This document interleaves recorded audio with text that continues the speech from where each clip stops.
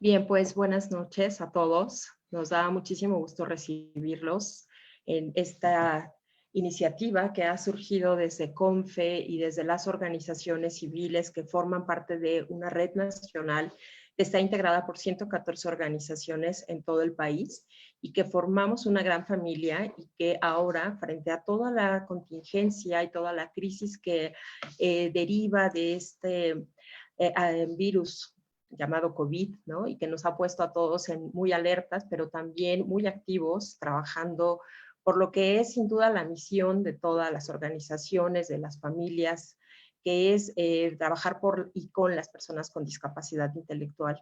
Este seminario que está hoy como anfitrión CONFE, les decía, y otras organizaciones, Karen Robert de parte de Familias Extraordinarias y la Red Down. Estamos unidas para transmitir con ustedes un tema de suma relevancia que es la importancia de los momentos, perdón, no es cierto, discúlpame por favor. Vamos a hablar acerca de qué hacer las familias frente al COVID y las personas con síndrome de Down. Ahora Karen Robert estará, perdón, dando la introducción de lo que es la red y el trabajo que han estado realizando, una guía súper importante que han publicado hace un par de días. Y yo, bueno, pues Gabriela Martínez, directora del Movimiento Asociativo de CONFE, les damos una cordial bienvenida a todas las personas que nos están acompañando el día de hoy en este seminario que tendrá una duración de aproximadamente hora y media. La primera hora estará dedicada a hacer la exposición de nuestras 4 panelistas. Ustedes observarán que en la aplicación tienen un espacio para hacer preguntas, para participar. Es la única forma en la que ustedes van a estar participando, pero tengan la certeza de que a todas las preguntas les vamos a dar respuesta. En el caso de que fuera necesario, estaríamos conectándonos con ustedes de manera personal para establecer algún otro tipo de contacto para ver dudas específicas. Y bueno, pues muchísimas gracias a CONFE, muchísimas gracias a Familias Extraordinarias y muchísimas gracias a Red Down. Adelante, Karen.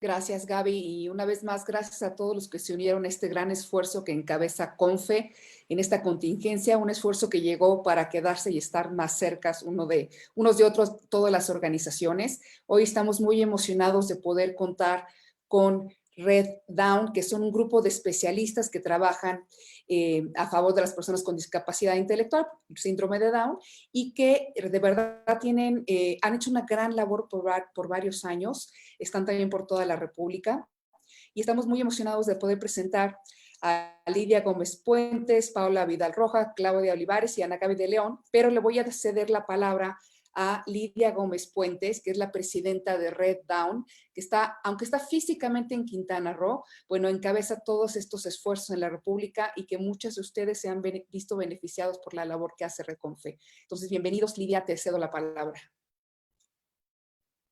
Muchas gracias, Karen. Muy buenas noches a todos. Muchas gracias también, Gaby de CONFE. Bienvenidos a todos los que nos escuchan. Muchísimas gracias por conectarse. Esperamos que esta jornada de tiempo sea provechoso para todos. Realmente agradecidos de poder tener este espacio donde en esta época de contingencia hemos logrado crear comunidad y grupos de apoyo para enriquecernos mutuamente. El día de hoy, Red Down México alza la mano para participar con ustedes con la intención de poder llevar a las familias información veraz, concreta y certera sobre la pandemia COVID-19 y las implicaciones para las familias que tienen algún ser querido con síndrome de Down.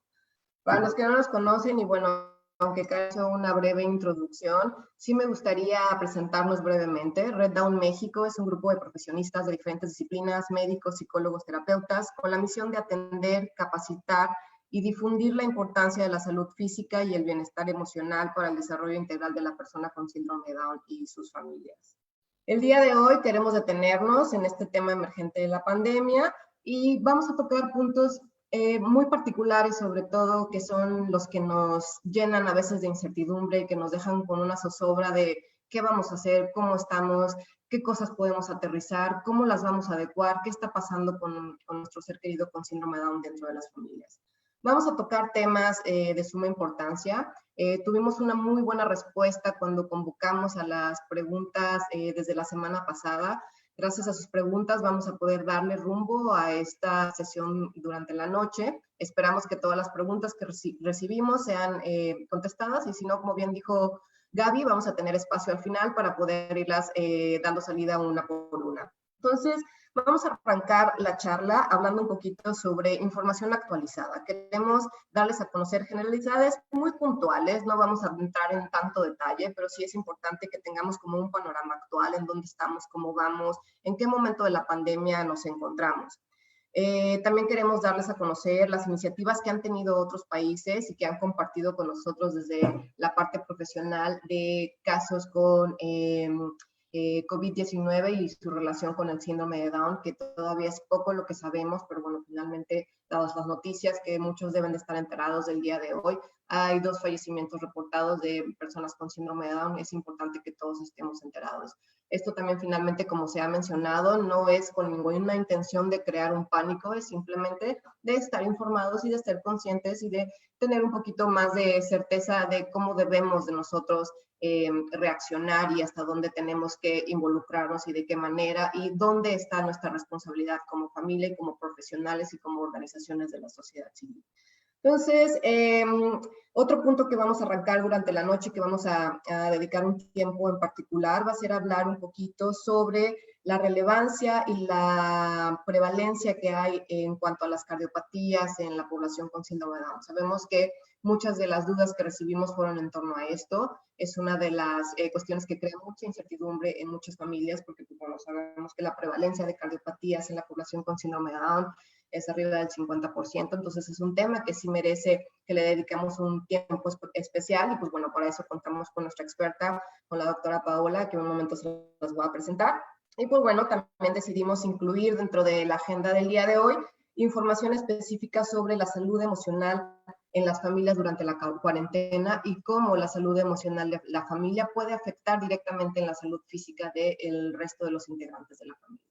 Entonces, quiero presentarles con muchísimo gusto a quienes nos van a acompañar esta noche. Las 3 son grandes amigas y colaboradoras de Red Down México, con amplia experiencia y trayectoria en el manejo de personas con síndrome de Down y sus familias. Cada una desde su área, desde su trinchera, pero trabajando en equipo para lograr el mayor beneficio para nuestras familias. En este momento voy a compartir mi pantalla, espero que la puedan ver. Entonces, les quiero presentar primero a la doctora Ana Gabriela de León Becerra. Ella es médico pediatra con posgrado en síndrome de Down en el Instituto Nacional de Pediatría, con certificación en evaluación de neurodesarrollo por el Hospital Infantil de México. Es maestra de infectología pediátrica en el Instituto Politécnico Nacional y es pediatra adscrita a la Clínica de Aragón de síndrome de Down en la Ciudad de México. La doctora Paola Vidal Rojo, ella es pediatra por el Hospital Infantil de México, cardióloga pediatra por el Instituto Nacional de Cardiología, ecocardiografista por el Hospital Infantil de México, con máster en cardiología fetal por el Clínic de Barcelona, es docente de la Universidad La Salle y de la Universidad OR de México y es la vicepresidenta actual de Red Down México. Y por último, presentarles a la licenciada Claudia Olivares Díaz. Ella es egresada de la Universidad Intercontinental, tiene una especialidad en enfoque centrado a la persona por el Instituto Gestal de Cuernavaca. Forma parte de la clínica de síndrome de Down del Instituto Nacional de Pediatría, donde colabora directamente con la doctora Carla Floras desde hace 4 años. Es coordinadora del proyecto Escuela para Padres y del programa de verano para hermanos. Realiza dentro de la clínica trabajo para el apoyo emocional y el manejo de la conducta de los niños con síndrome de Down, así como un trabajo directo con la familia nuclear y la familia extensa. Y pues bueno, para los que no me conozcan, yo soy la doctora Lidia Gómez, soy pediatra, como bien dijo Karen, estoy en Quintana Roo, en Puerto Morelos, en un pueblito muy chiquito, pero bueno, desde acá me doy a la tarea de coordinar los esfuerzos con Red Down México y todo el equipo de trabajo para llevar proyectos que puedan beneficiar a ustedes y a sus familias. Entonces, vamos a empezar. Vamos a empezar con la doctora Ana Gabriela de León. Tenemos algunas inquietudes que nos gustaría que aterrizaras, Ana. Platícanos un poquito, actualízanos brevemente. ¿Qué está pasando? ¿Cómo estamos en México? ¿Cómo vamos con la pandemia? Sabemos que ya se ha determinado que las personas con síndrome de Down se encuentran dentro del grupo de personas de riesgo. Pero, ¿qué significa esto? ¿Qué es estar dentro de un grupo de riesgo? ¿A dónde nos lleva? ¿O cuál es la preocupación que nos debe de alertar cuando hablamos de esto? La otra cosa que también nos gustaría que aterrizaras un poquito es qué factores son importantes para considerar en nuestros seres queridos con síndrome de Down que puedan complicar el diagnóstico y la prevención de la enfermedad. Entonces, te cedo la palabra, Ana, adelante.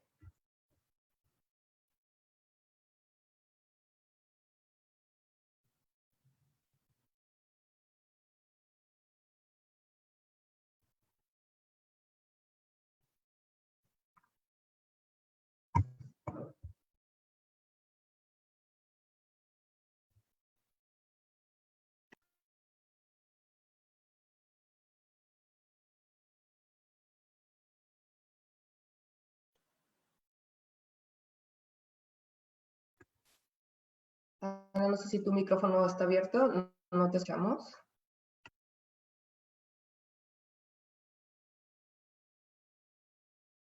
Escuchan, creo, ¿no? Muy bien. Pues buenas noches a todos. Es un placer estar aquí, la invitación que nos hicieron junto con Confe. Quiero hablarles un poquito de las generalidades. Muchos de ustedes ya han de haber visto las conferencias de prensa o pues ahorita con las redes sociales, pues ya todo el mundo más o menos tiene una noción de qué pasó, de dónde vienen. Sin embargo, quiero darles un poquito de introducción, principalmente para que vean qué es lo que está pasando. Bueno, ya sabemos en dónde se generó este virus. Parece ser que todo fue en un mercado de mariscos. No saben específicamente qué animal fue. Hay algunas teorías que apuntan a los murciélagos. Sin embargo, también ya salieron las nuevas teorías que apuntan a un tipo de mamífero que se llama pangolín. Esto fue identificado a finales del 2019, en diciembre para ser exactos, y ya para enero, el 30 de enero, si se dan cuenta fue muy rápido, ya para el 30 de enero ya estaba diagnosticado pues ya como una emergencia pues mundial, ¿no? Entonces, ¿qué es lo que vemos principalmente? El coronavirus son varios tipos, existe desde hace mucho tiempo, no es un virus nuevo, es un virus que da generalmente cuadros gripales menores. Sin embargo, hay un coronavirus, principalmente el número 1, porque el que está actualmente es el número 2, fue identificado a principios del 2002, que desarrollaba un síndrome respiratorio severo. Síndrome respiratorio severo, SARS, también y otro virus que son justo los que aparecen en la pantalla. El MERS del Medio Oriente fue asociado principalmente a los camellos. Lo que pasa en realidad es que murciélago como tal, lo que está pasando principalmente es que el murciélago infecta a estos animales, que el de hasta arriba, que es el del 2002 que les comentaba, es el civet. El civet en la gastronomía se refiere a un tipo de preparación de una carne. Sin embargo, en realidad es un mamífero igual que pudo haber sido contaminado o infectado por este murciélago que normalmente de manera, digamos que natural, tiene hospedero del coronavirus y si quieren evolucionando y va migrando de especie a especie hasta llegar pues como tal a los demás. Y ya después de ahí brinca al humano. ¿Qué es lo que pasó? Generalmente en China, no sé si han visto los videos, hay muchísimos en las redes sociales que no son de mi agrado, pero pues hay muchos, donde los chinos acostumbran a comer muchos animales exóticos y generalmente crudos. Entonces parece ser que esta fue la asociación donde se migró. Ese mercado fue cerrado inmediatamente que se diagnosticó todo esto. Los tipos de coronavirus son 4. En este caso vamos a hablar principalmente de la familia beta, que son los últimos que salieron. Ahora sí la que sigue. Hay algo específico que necesitamos determinar acerca de estas especies. Los virus son diferentes a las bacterias. Yo creo que hay muchos de mis pacientes que me están viendo esta clase, se las he dado a varios de ellos. Los virus tienen una composición de ADN o RNA, que lo que les da poca estabilidad a los virus de RNA es que son más propensos a mutaciones y entonces cambian muy fácilmente. Si ustedes pueden ver ahí los ejemplos que les estoy dando, por ejemplo, los virus de ADN, por poner algunos ejemplos que son bastantes, pero les voy a poner unos ejemplos fáciles. La hepatitis B, el virus herpes, el VPH o el virus del papiloma humano, esos son virus de ADN, son un poquitito más estables que los de RNA. Los de RNA por su estructura tienden a mutar mucho más. Ahí tenemos al VIH, que aún no hemos encontrado cura, ya tenemos tratamiento, pero aún no hemos encontrado cura. La influenza, que es una vacuna que cambia cada año, que precisamente por esta inestabilidad que tiene. Y el dengue, que sí hay vacuna, pero todavía no está comercializada en todos lados. Entonces son virus poco estables, por estas dos características que les pongo ahí y que les he explicado. Son ciertas proteínas que les hacen ser pues menos estables. La que sigue, por favor. En la que sigue les estoy haciendo un mapa. Esto es una información pública, está en Google, la pueden buscar sin ningún problema para que vean hasta dónde ha alcanzado este coronavirus. En realidad, ustedes podrán observar que, por ejemplo, en África los puntitos son muy pequeños. Esto tiene que ver también un poco pues, con la prueba y la accesibilidad hacia las pruebas que hay y la accesibilidad, obviamente, a un sistema de salud. Si ustedes se dan cuenta, en los primeros 10 países nosotros todavía no estamos ahí. Eventualmente vamos a llegar, es una realidad, esto va a evolucionar, apenas está empezando, pero lo importante de esto es informarlos bien para que ustedes puedan prevenir y saber exactamente qué es lo que pueden hacer. En primer lugar ya está Estados Unidos en el número de casos, esta información pues es actualizada, la actualizan diario, y en segundo lugar España, de hecho incluso China, ya vean hasta qué lugar está, ya está en el 6, 7 lugar, del séptimo lugar. Y Bélgica es el que está en el número 10. México todavía está mucho más abajo. México, con los números que nos reportaron pues todavía ayer, porque la conferencia de prensa de hoy pues ya cambió y esa no está actualizada obviamente de hoy.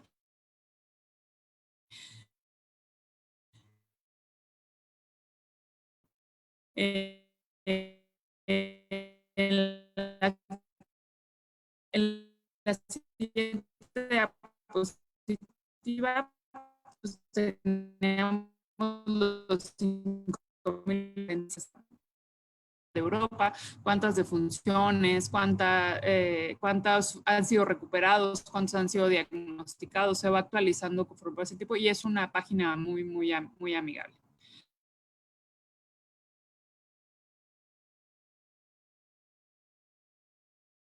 ¿Todavía me ven? Creo que tuvimos ahí un... Ah, ok.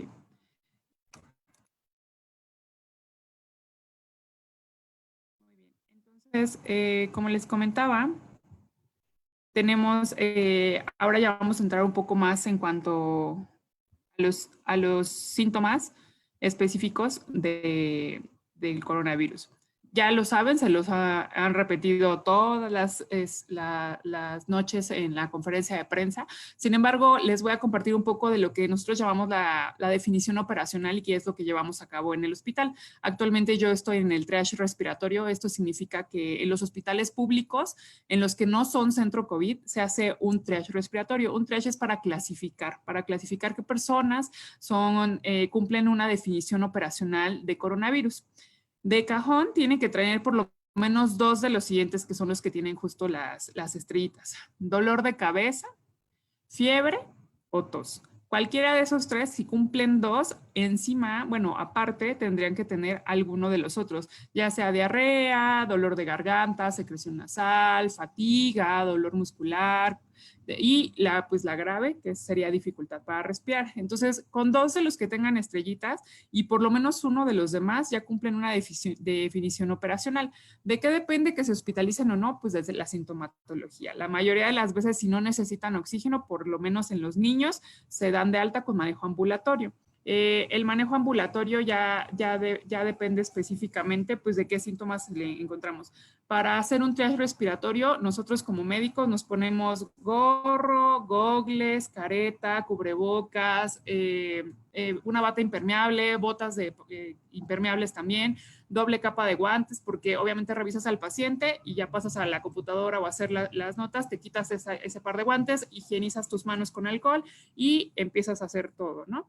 Ya después de ahí se les dan medidas de recomendaciones y se van. Afortunadamente, en los niños, sí nos pudiera llegar, bueno, nos da la forma, digamos, leve.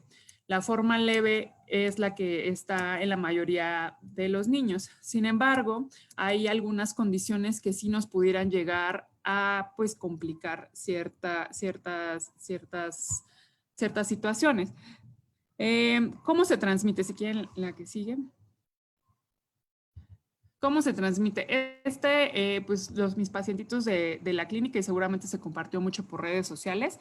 Esta la realizamos en la clínica, el genetista, que es el que ve a los adultos a partir de los 14 años, y yo, y la compartimos. Las partículas se salen de boca y de nariz, y a veces también, bueno, no a veces, siempre se excreta también en heces y en orina. Incluso hay muchos artículos, sobre todo en niños. Hay artículos donde dicen que después incluso de 21 días, de 15 a 21 días, los niños, sobre todo los niños, siguen excretando el virus. Entonces, ahorita más adelante les voy a dar como las recomendaciones de aislamiento en casa, pero entonces imagínense, incluso aunque ya no tengan sintomatología, y más que los niños son portadores asintomáticos, siguen excretando el virus en heces y en orina. Entonces, pues obviamente el riesgo de transmisión es mucho más grande. ¿Sale? Hay personas incluso asintomáticas que pueden ser portadoras. Ahí es cuando viene esta importancia de quedarse en casa. Por eso necesitamos quedarnos en casa, porque incluso que no tengamos síntomas, podemos ser portadores asintomáticos. Entonces, específicamente en síndrome de Down, sabemos que hay algunas comorbilidades que acompañan al síndrome de Down y que pueden hacer que sean más susceptibles al virus. Algunas enfermedades crónicas como diabetes,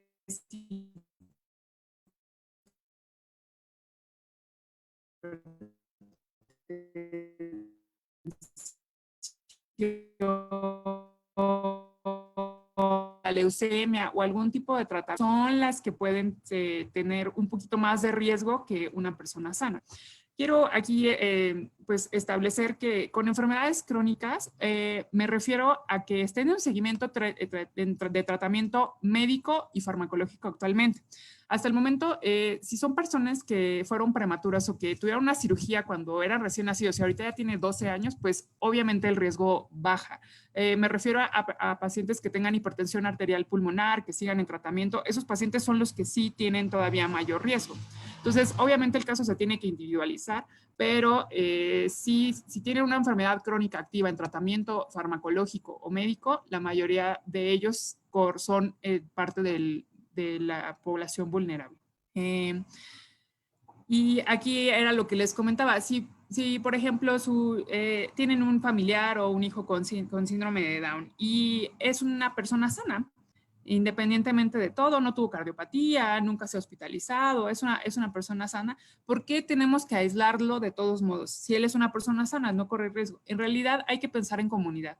Nosotros nos tenemos que aislar por los que son vulnerables, por el señor que vende chicles en la esquina, por el señor que trabaja en la limpieza en el hospital y no puede faltar, que no lo descansaron. Por todas esas personas nosotros nos tenemos que aislar.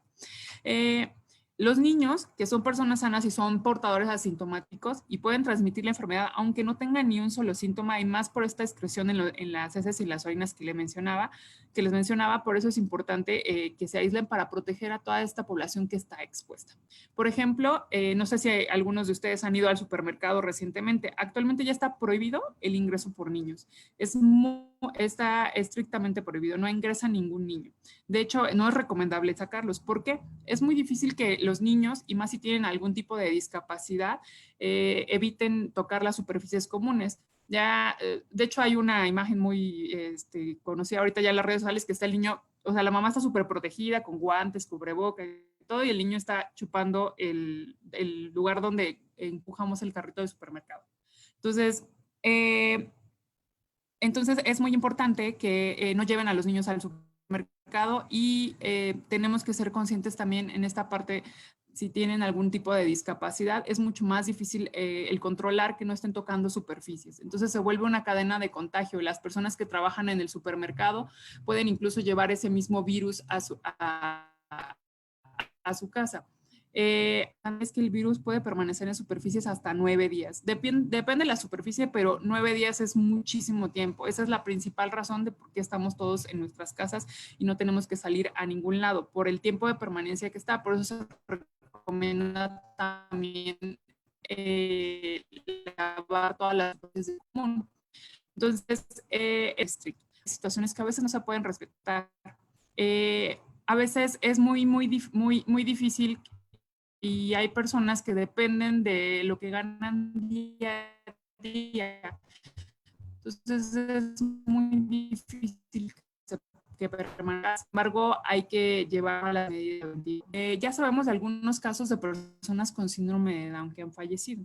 De los 13 casos que han reportado en Estados Unidos, en España y en Brasil, 6 de ellos, de estos 13, tienen encima de 30 años. Uno es menor de 10 años y uno es entre 10 y 20 años. 2 son entre 20 y 30 años y 3 más no reportaron la edad. Estos son reportes extraoficiales de comunidades con chicos con síndrome de Down o asociaciones que han estado reportando de manera aislada sus casos. En cuanto a la evolución de estos 13 pacientes, 5 estuvieron en terapia intensiva, 3 fallecieron desgraciadamente, 2 no han reportado las condiciones y 3 mejoraron. Entonces, de los 3 fallecimientos que les contaba, uno de ellos tenía cardiopatía complicada. Aquí todavía no estoy anexando los de México, estoy hablando solamente de los de Estados Unidos, de España y de Brasil que nosotros sabemos que han reportado. De los demás, de los fallecimientos, como les mencionaba, que había 3, uno con cardiopatía complicada, uno de ellos era sano y el otro pues no está especificado porque, como les comentaba, los reportes son un poco escuetos y no tenemos toda la información. Lo cual, quiero aclarar esta parte. Esto no es una muestra representativa. 13 casos y ahora con 2 más en México, o sea, 15 en total. Es muy difícil hacer una muestra representativa, porque a nivel mundial, ustedes ya vieron el mapa anterior, son millones de casos. Entonces, lo que sí podemos destacar de esta experiencia, poca experiencia que tenemos, es que, uno, la mayoría son adultos y 1/3 de ellos tenían alguna enfermedad asociada. Entonces, actualmente ya al día de hoy sabemos que 2 mexicanos con síndrome de Down han fallecido. Uno de ellos salió la nota el día de hoy en Sinaloa, que es un paciente sano de 26 años de edad y solamente ha sido reportado en redes sociales. Todavía no hay ningún tipo de reporte oficial.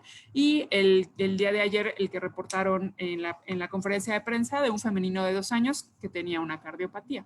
Entonces, ante esta incertidumbre, ya hay una iniciativa para empezar a reportar los casos que tenemos.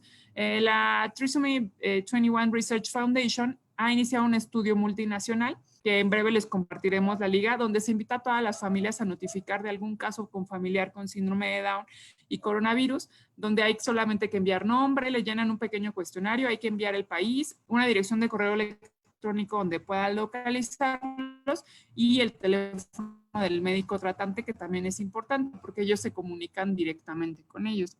Les vamos a el mail porque va a ser difícil a lo mejor anotarlo, pero es salud@síndromededown.net. salud@síndromededown.net.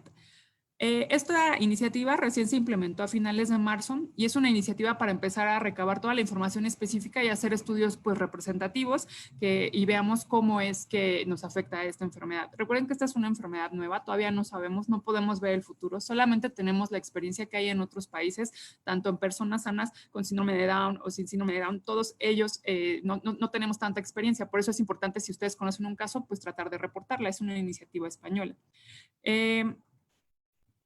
Generalmente, a veces en las personas con discapacidad es muy difícil de identificar un síntoma físico. La expresión verbal a veces no es eficiente, a veces tenemos discapacidad, aparte de la intelectual, tenemos discapacidad auditiva o visual. Entonces, yo los invito a que ustedes observen una conducta basal Nadie conoce mejor a su niño que ustedes, o el cuidador primario, en este caso si es la abuelita o tío, quien sea, son los únicos que conocen específicamente a su niño. Entonces, tú obsérvalo cómo está jugando, cómo duerme. Generalmente una persona que no está en su basal, pues obviamente va a estar, que se siente mal, no va a estar en su basal, generalmente va a estar irritable o va a estar llorando, solamente tú conoces exactamente qué actividades no pudieran ser las ordinarias. Yo los invito a tener un termómetro en casa, no es para que ahorita las 400 personas que inscribieron vayan a comprar un termómetro, pues generalmente ya lo deben de tener, pero sí es importante que tengan uno en casa para poder tomar la temperatura, ya que es lo único que nos va a ayudar a determinar. Ahorita va a ser casi imposible que acudan a un hospital, entonces también tener a la mano su contacto de médico de cabecera, porque nosotros como médicos, la primera pregunta, ¿cuánto tuvo de temperatura? No, es que lo sentí calientito, es que con mi mano, o se le calienta la cabeza, que es muy común, ¿no? Que se le calienta la cabeza y los pies fríos, doctora, y sí tenía fiebre. Entonces, para nosotros como médicos, y más si vamos a estar dando algún tipo de observación por teléfono, porque no lo vamos a poder ir a ver físicamente por esta situación. Entonces, es muy importante que tomen su temperatura y vean si hay fiebre, desde cuándo empezó, cuánto tiempo ha durado. La fiebre es un síntoma cardinal, como les explicaba anteriormente. Es un síntoma que está presente casi en el 80% de los pacientes con coronavirus. En cuanto a los adultos, en los niños sí se ha desfasado un poco, pero pues sí, la mayoría de ellos pudiera llegar a tener por lo menos un pico de fiebre. Para nosotros es muy, muy indispensable saber a partir de cuándo tuvo fiebre, de cuánto subió, cuántos días. Y como les explico, y esta clase también se las doy a casi todos mis pacientes, cualquier enfermedad, cualquiera, una gripa, una infección de vías urinarias, una infección de oído, cualquier enfermedad les puede dar hasta 3 a 4 días de fiebre de manera normal. Aquí lo importante identificar es qué tan alta está y si va disminuyendo con el tiempo. Entonces, los síntomas físicos, además de la fiebre, son difíciles de identificar. Quizá en este apartado, pues tu familiar va a estar incómodo, molesto, irritable. Generalmente, los niños, como les comentaba, no van a presentar la forma grave de la enfermedad o solamente una pequeña proporción, más si tienen antecedentes. Entonces, lo ideal es que si tiene algún síntoma, aislarlo aún más, porque puede ser que en el transcurso de los días ya se empiece a manifestar alguna otra sintomatología. Mientras no exista dificultad respiratoria, lo ideal es mantenerte en casa y contactar a un médico de cabecera al quien tú le tengas confianza. Y ya que así tú evitas la exposición de las demás personas en caso de que tú seas positivo. E incluso evitas una exposición a un hospital donde va a haber muchísimos más casos y que van a estar en contacto todos, y es mejor nada más mantenerse en casa. Ahorita yo que estoy en TDAH respiratorio he recibido muchísimos casos que a veces no necesitan esta parte de visitar al servicio de urgencias, pero muchos de ellos no están bien informados o bien orientados en esta parte y llegan a urgencias por cosas muy básicas como estreñimiento, o hay personas que a veces no quieren enterarse de lo que está pasando y entonces abarrotan los servicios de urgencias cuando hay ahorita algunas, la prioridad que pues es esta parte del coronavirus. Entonces es muy importante solo acudir a urgencias, que eso es ahorita lo que más les va a hablar Pau, pero es importante que tomar en cuenta esto. Entonces, a veces, como les comentaba, es muy difícil que los niños eviten tocarse los ojos y la nariz y la boca. Entonces, lo que tenemos que hacer es, en la medida de lo posible, tratar de no acudir a ningún otro lado con el niño y pues armar una rutina en casa. Necesitamos saber que los niños, todos los niños en general son visuales, y los niños con síndrome de Down, esta memoria visual que tienen es muy, muy, muy buena. Todo lo que ustedes utilicen con pictogramas, y de hecho lo verán hasta en sus terapias, es lo que nos ayuda a construir una estructura mental mucho más avanzada. Por ejemplo, yo lo que hago, a veces como tengo 20,000 cosas que hacer, es ponerme un recordatorio o una alarma o escribirlo en un cuaderno aunque nunca lo vuelva a ver. Esa parte de que el cerebro agarró una pluma y puso un recordatorio o pusiste una alarma, a veces hasta antes de que suene una alarma, tú ya te acordaste lo que tenías que hacer. ¿Por qué? Porque es una estructura mental mucho más avanzada. Entonces, si tú le pones un pictograma o algo en el lavamanos donde hay que lavarse las manos, eso le va a ayudar a que lo tenga más estructurado, y si de plano tienes que salir con él, hasta los mismos niños te empiezan a decir, no, es que eso está sucio. Todo ese tipo de cosas hay que reforzarlas primero muchísimo en casa, por si en algún momento tienes que salir a fuerza, necesitas pues, ver que no lo esté haciendo, ¿sale? Y bueno, en cuanto a la parte del aislamiento, si quieren la otra diapositiva, está la parte del aislamiento. Ajá, exactamente. Entonces, cuando ya tienes un caso sospechoso o ya fuiste por tu médico de cabecera en el quien que te confirmó el caso sospechoso, es importante quedarse en casa al 100%, aislarlo incluso en un solo cuarto, evitar el contacto con cualquier otra persona, generalmente cuando es un menor de edad y pues obviamente el cuidador primario. Hay que mantener todo el tiempo los productos de higiene al alcance. Tienen que tener jabón y cloro en las superficies de contacto común con todo. Toda la ropa sucia del enfermo en una bolsa plástica para lavarla inmediatamente con agua y con jabón, agua caliente de preferencia, o dejarla unos días cerrada y ya después empezar a lavarla. El que va a lavar la ropa necesita utilizar cubrebocas porque sí se puede contaminar. Todos los papeles que se utilizan para sonarse la nariz, evacuaciones y todo deben de ir en el WC, y si no, en un bote plástico con tapa de preferencia. Y obviamente aislarlo de las personas que tienen riesgo. Si solamente es un baño, es un poco más problemático, pero de preferencia utilizar solamente un baño para las evacuaciones.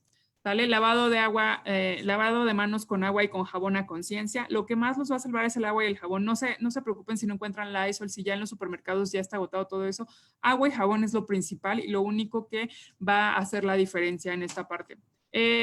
Acuérdense que pueden hacer ejercicios incluso con los niños, de llenarles las manos de tinta y luego tratar de lavarlas para que vean qué lugares son los que van a dejar sin tallarse adecuadamente, porque esto es muy, muy, muy común. Acuérdense que tienen que ser 20 segundos mínimo. Ya a veces lo que dicen es cantar la canción de feliz cumpleaños a ti 2 veces, o hasta también hay canciones de Selena y el coro de cualquier canción, eso también lo han utilizado, pero lo importante es que sean 20 segundos. Si ustedes lo hacen de manera rutinaria, utilizan una canción que al niño le guste, eso es un reforzamiento positivo que les ayuda a mantener una estructura en ese pensamiento que les comentaba, y pues va a lograrlo mucho mejor. Si quieres pasar las anteriores para que les explique nada más esta parte de los cubrebocas, que es muy importante. Adelante, exactamente. Lo que yo les comentaba es, bueno, yo ahorita estoy juntando donaciones para todos los hospitales, algunos de ustedes a lo mejor ya lo saben. Ustedes solamente deben de utilizar o cubrebocas de tela o estos azules, nada más. ¿Por qué? Porque así protegen a los demás. Estos cubrebocas no son para protegerlos a ustedes, son para proteger a los demás. Nosotros de uso médico necesitamos utilizar los otros. Si quieres la otra diapositiva donde se ven. Estos dos tipos de cubrebocas son los únicos que son exclusivamente para el personal médico que trabaja en un hospital. ¿Por qué la importancia de esto? A mí actualmente me ha costado muchísimo trabajo conseguir ya cubrebocas para los médicos. Ya no hay, ya no los fabrican. 3M ya no fabrica nada, ya no lo estamos importando. Entonces, de hecho, afuera de los supermercados venden justo este respirador del N95 famosísimo de 3M en 500 pesos la pieza. Con eso, y solamente lo pueden utilizar un turno. Entonces, es muy importante que atiendan esta parte. Si ustedes tienen que salir a la calle, la sana distancia es lo que más les va a ayudar. El lavado de manos con agua y jabón, no tocarse cara, ojos, nariz, nada de eso, porque por ahí entra el virus, y usar un cubreboca de tela por si eres un portador asintomático, tratar de no diseminar a los demás o de no contaminar a los demás.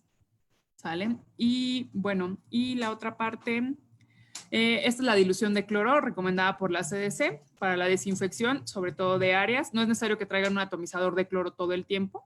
Si se dan cuenta, es como a la mitad, 1/3 de taza, que son más o menos 80 mililitros, en un galón de agua, que son 4 litros. Obviamente, si no quieren hacer 4 litros, pues la mitad de la mitad.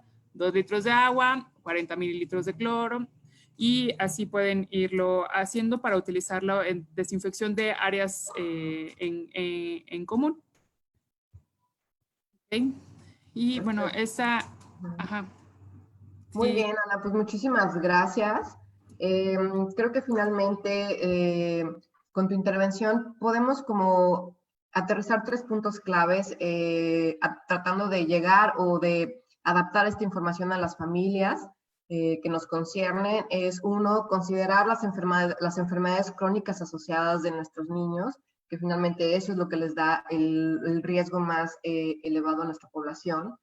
La dificultad para seguir las recomendaciones preventivas, como bien lo dices, uno de por sí es difícil en niños, y bueno, cuando hay una discapacidad intelectual de por medio, se vuelve a veces un poquito más complicado poder aterrizar todas estas medidas de prevención. Eso implica que tenemos que trabajar doblemente para poder, como bien dices, trabajar en el reforzamiento positivo para que logremos con ellos aterrizar las medidas de prevención. Y pues bueno, la otra que yo también rescataría es esta dificultad que puedan llegar a tener las personas con síndrome de Down de comunicar los síntomas, ¿no? Muchas veces, como lo dices, lo que necesitamos es conocer a nuestro hijo. Ustedes como papás son los que conocen más a sus hijos, son los que pueden identificar en el momento en que tal vez ha cambiado un poco su conducta, su comportamiento, donde ya no está respondiendo igual que antes, y a lo mejor verbalmente no lo puede comunicar, pero hay ese sexto sentido que ya hemos desarrollado con nuestros niños de decir, algo no está bien con el chiquito. Entonces, son estas 3 cosas que creo que podríamos rescatar en este momento. Ahora, ya solamente para cerrar, por favor, Ana, y en 3 minutitos, porque esto es algo que me gustaría que pudieras contestar tú, que estás dentro de la clínica de síndrome de Down de la Ciudad de México.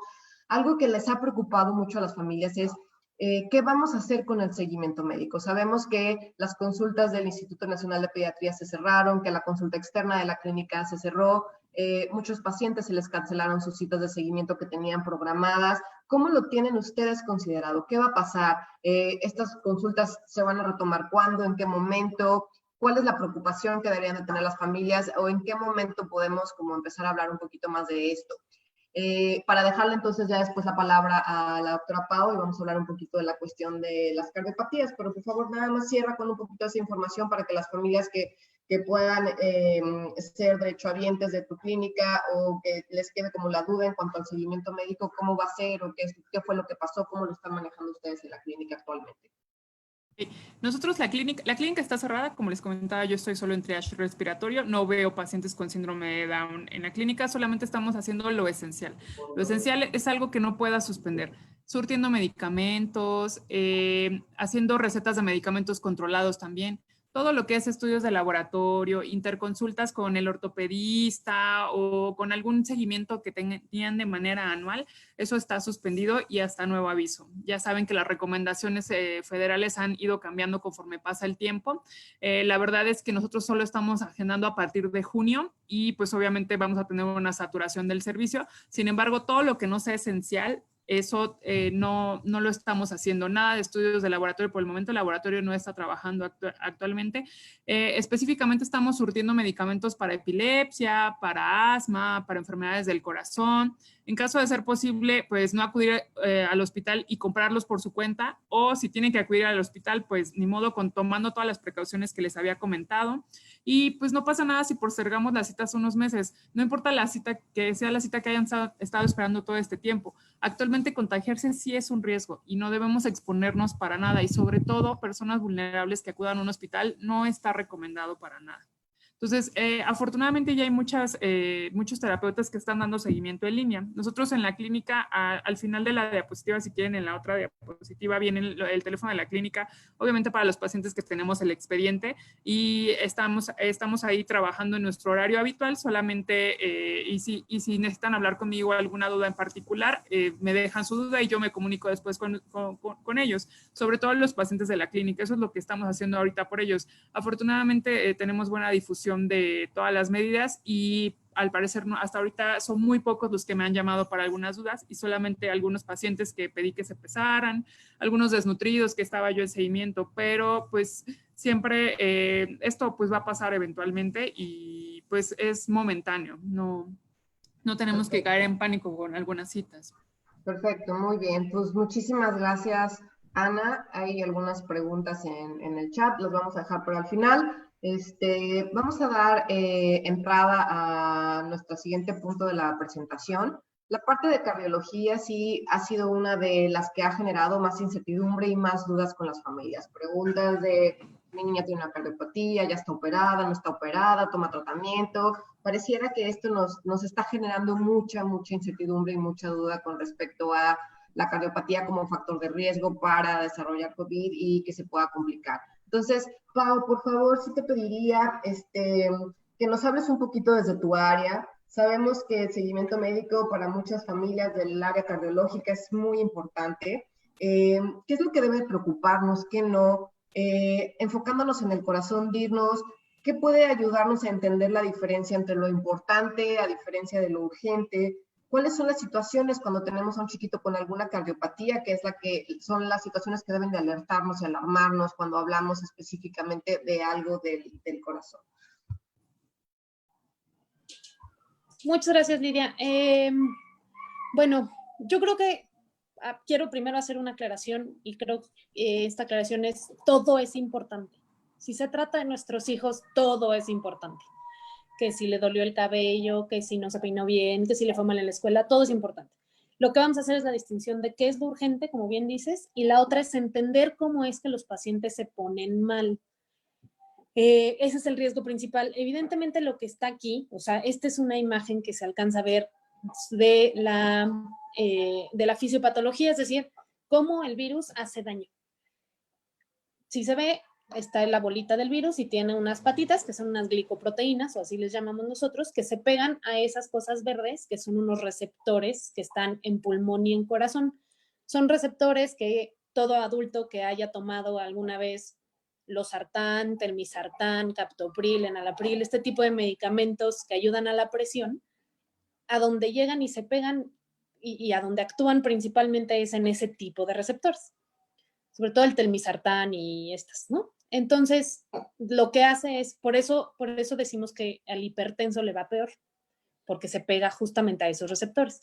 Y eso genera una cascada de muchos problemas. No voy a entrar en mucho detalle, pero eso va a generar además una cascada inflamatoria.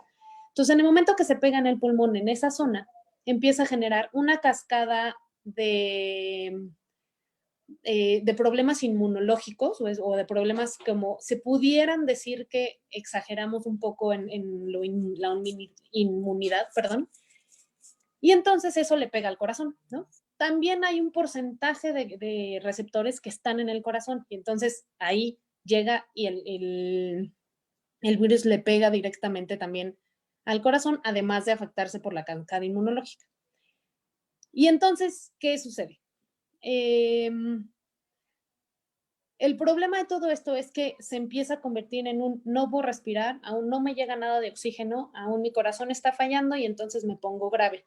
Todos estos son síntomas que nosotros vamos a poder ir viendo y vamos a poder ir identificando. Empiezan desde los síntomas que bien explicó Ana, ¿no? Y había por ahí una pregunta de cómo identifico que tiene dificultad para respirar. Ahorita les contesto esa pregunta. Y después de ahí, ¿cómo identifico en qué momento sé que me tengo que ir al hospital? ¿Cuál es la ventaja que tienen los niños? La ventaja es que los niños tienen muy pocos de estos receptores. Aparentemente estos son cuestiones que se van desarrollando con la edad y son de mayor incidencia arriba de los 40 años. Por eso todas estas enfermedades como la hipertensión y demás son más frecuentes en el adulto. Es muy raro que se encuentre en el niño. También hemos notado que otras personas con factores de riesgo son las personas con diabetes, las personas con obesidad, las personas con tabaquismo, porque todas estas, todos estos factores incrementan la producción de estos receptores.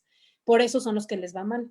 Lamentablemente nosotros en el mundo, si quieres, está bien, puedes dejar eso. Lamentablemente nosotros en el mundo somos el segundo lugar en obesidad y el primer lugar en diabetes infantil. Entonces, pues claro, no necesariamente tiene que ver directamente con el Down, pero en muchos casos tenemos muchos niños con síndrome de Down que además tienen diabetes, además de los problemas inmunológicos, además de la cardiopatía, además de otras cosas, ¿no? Los estudios que se han hecho sobre la afección del pulmón la afección del corazón son hechos en adultos. Básicamente es tan nuevo el virus, tiene 4 meses, que no nos ha dado tiempo. Normalmente todos los estudios se hacen en adultos y una vez que determinamos en adultos qué onda, nos pasamos a la etapa pediátrica. y pues no nos ha dado tiempo. Entonces, todo lo que hay ahorita es en adultos, pero lo que vamos a asumir en términos de una cardiopatía es que tienen el mismo riesgo o un riesgo incrementado. Uno, el hecho de ser cardiópata, o sea, el hecho de tener un problema cardíaco. Y dos, estas enfermedades específicas que están en la diapositiva. Es decir, que mi niño tenga una cardiopatía cianógena, es decir, que tenga una coloración morada, que tenga un corazón univentricular, que todas aquellas familias que saben lo que significa, o sea, saben a qué me refiero con un corazón univentricular, que quiere decir que solamente, en lugar de tener 4 cavidades, pues solamente de las 2 principales, que son los ventrículos, solo tengo uno. Cuando hay algún dato de insuficiencia cardíaca, cuando hay una hipertensión pulmonar, que lo mencionó Gaby hace un rato, cuando son pacientes que ya fueron trasplantados, porque finalmente el medicamento que toman es un medicamento que baja las defensas, toda cardiopatía que esté tomando cualquier tipo de medicamento, ¿no? Por más estable que esté, si hay una cardiopatía, está tomando medicina, tiene un mayor riesgo. Y además que tenga algún otro problema, que además tenga un problema en la tiroides, que tenga un problema en la suprarrenal, que tenga un problema en el hígado, en el riñón, etc. ¿Por qué? Porque estas cosas... ¡Ay! Te me adelantaste un chorro. Porque estas cosas lo que van a hacer es empeorar la situación general, ¿no?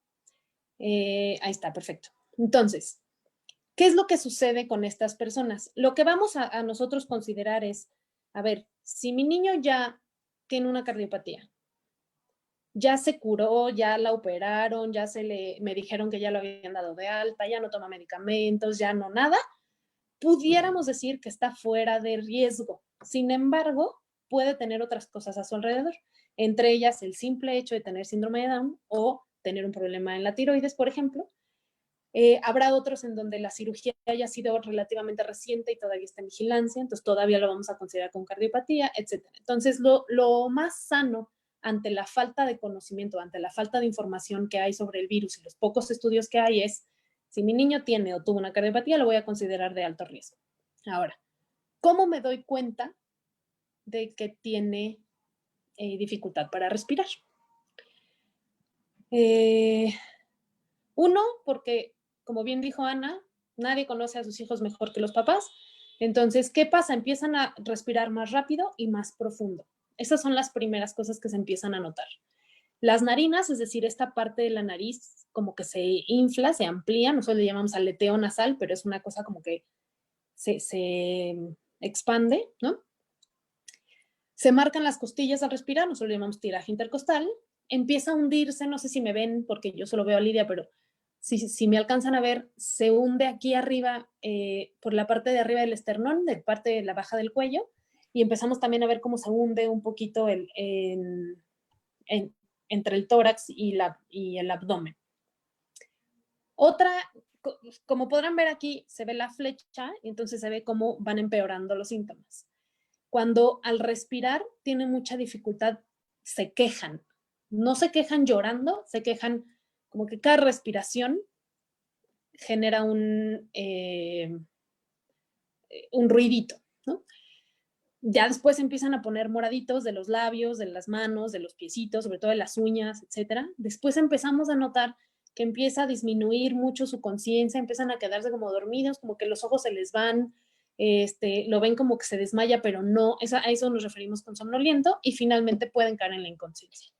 Entonces, si yo empiezo a ver desde el primero, lo ideal es que con cualquiera de estos, entonces sí pueda acudir al hospital, ¿no? Ahorita voy a hablar un poquito más de la fiebre para que no se asusten. Acabo de ver una pregunta que voy a aprovechar para contestar justo que estamos en este momento, que si vale la pena o no comprar un oxígeno. Digo, un oxímetro, perdón. Es un arma de doble filo tener un oxímetro. ¿Por qué? Porque cuando yo ya tengo un oxímetro, ya estoy más o menos cuando empiezo a tener un momento de oxímetro, yo ya pasé por 2 o 3 de estos síntomas. Es decir, antes de que la saturación o el porcentaje de oxigenación de la sangre empiece a bajar en el oxímetro, en el aparatito, seguramente yo ya tengo 2 o 3 síntomas antes de eso. Entonces, lo ideal es pues, que esté yo más al pendiente de que vea otras cosas. Y por el otro, porque empiezo a tener síntomas más tempranos antes de que baje la oxigenación.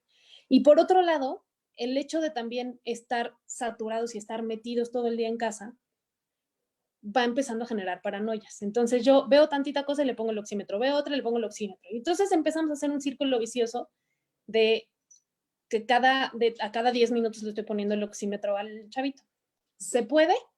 Sí puede valer la pena tener uno en casa, sobre todo cuando tenemos una población de riesgo, pero no, o sea, tener consciente de que no lo podemos estar utilizando a cada rato por nuestra propia salud mental y que finalmente cuando yo ya tengo una saturación baja es que yo ya tengo una etapa avanzada de la falla respiratoria y yo ya me tuve que haber ido al hospital desde antes. Ahora sí me puedes poner la siguiente, Lidia, por favor. ¿Qué pasa con mi niño que ya es cardiópata, que lo conozco como cardiópata? Estos son los datos de algún problema que pueda generarse después en el corazón. O sea, los que vimos antes eran respiratorios, estos son qué pasa en el corazón cuando empieza a haber falla. Empieza a incrementar la frecuencia con la que late el corazón cuando no hay fiebre. Ojo, la fiebre genera de por sí que se incremente la frecuencia cardíaca. Entonces, hay que saber discernir muy bien.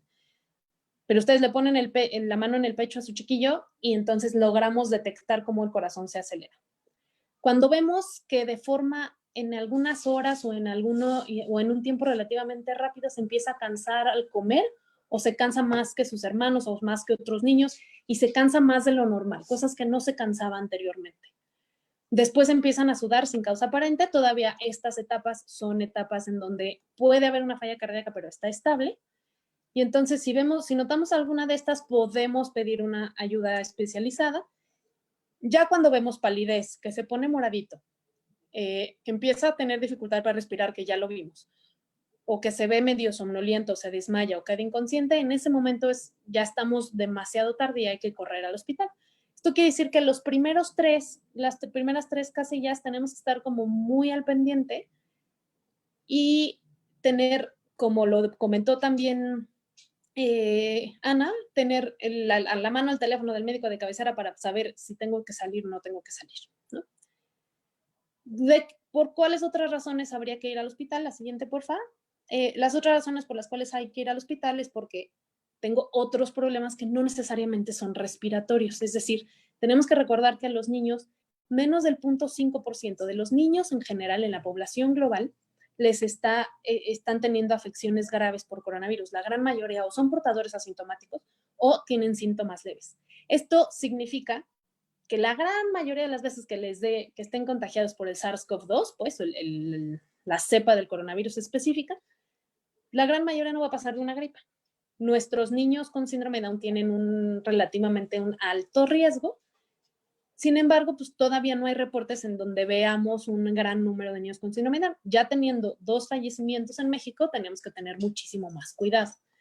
¿Pero por qué otras cosas podría yo ir al hospital? Pues porque tengo un dolor abdominal que va incrementando y no se me quita, porque tengo un traumatismo, no falta el niño que está brincando en la cama, se cae, se pega en la cabeza, se rompe un brazo, etc. Cuando la fiebre, y ojo, aquí lo que voy a hacer una distinción, la fiebre no es necesariamente mala, la fiebre es un mecanismo de defensa del cuerpo, que lo que intenta hacer es, con temperatura, matar el organismo que le está haciendo daño. Entonces, no todos los niños una fiebre les va a generar problemas. Muchas veces tenemos este miedo de que una fiebre alta causa convulsiones. Y eso no necesariamente es cierto, ¿no? Hay personas a las que sí y personas a las que no, y pueden ser fiebres desde 38 hasta más adelante. Por ahí también había una pregunta de qué temperatura se determina para coronavirus. Pues no es solamente para coronavirus, la fiebre es de 38 grados para arriba, todo eso es fiebre, ¿no? El coronavirus normalmente tiene una fiebre alta, es decir, de 39 grados para arriba. Sin embargo, si yo meto a bañar a mi niño, le doy algún medicamento que, ojo, no sea automedicado, sino que yo tenga algún médico de cabecera, una receta o alguien así que me pueda dar la receta, me pueda dar la dosificación adecuada. Entonces, si ya lo metí a bañar, ya le puse paños fríos, ya le di las medicinas y no se le baja, entonces sí, a lo mejor puede ser necesario acudir al hospital, solamente en ese caso, ¿no? ¿Qué pasa con los pacientes que tienen alguna otra comorbilidad o que tienen algún otro problema, por ejemplo, algún problema en el hígado, algún problema de endocrino, algún problema y de endocrino me refiero a la tiroides, a la suprarrenal, ya sea hipertiroidismo, hipotiroidismo, ya sea que mis hormonas tiroideas, perdónenme, que mis hormonas sexuales están disminuidas, o sea, cualquier otro problema que tenga, lo ideal es mantener el control. Y mantener el control me refiero a, si a mí me dieran una medicina y esa es la dosis que tengo, como no sabemos qué va a pasar en los hospitales en términos de cuándo vamos a regresar a consulta y no sabemos entonces a mí qué consulta me va a tocar, cada hospital en ese sentido va a tomar sus propias decisiones. Entonces, como yo no sé en qué momento me va a volver a tocar consulta de seguimiento, por ahorita yo me mantengo con lo que tengo, si así estoy estable, me mantengo con lo que tengo y así me sigo. Si empiezo a disminuir dosis, cambiarlas, no tengo el medicamento, no lo compro, no este tipo de cosas, si empezamos a generar un descontrol del estado normal de nuestros niños, lo más seguro es que caigan en una complicación y tengan mayor riesgo de complicarse. ¿La que sigue, por favor? Ok, hablando de los hospitales.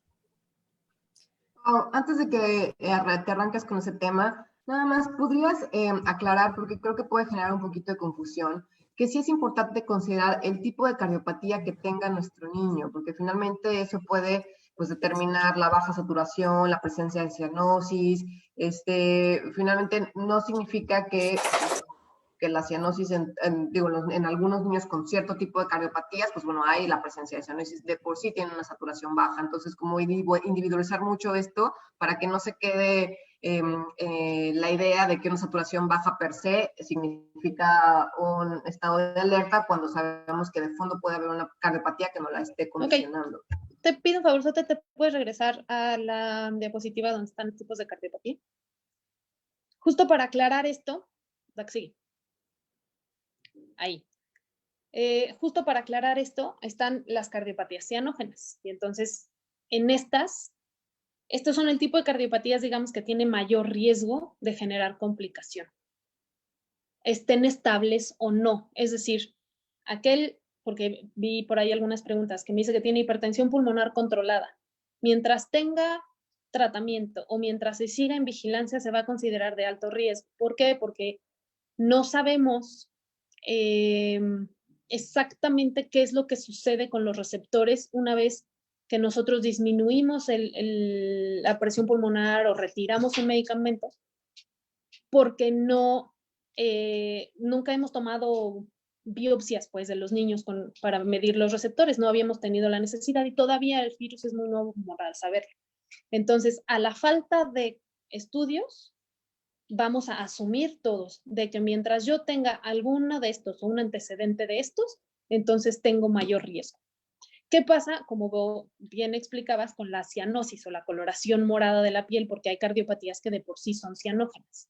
Cuando hay ese tipo de cosas, en los síntomas respiratorios, si me puedes pasar la siguiente, en los síntomas respiratorios tienen todo lo demás y la coloración morada o la cianosis se puede ver incrementada.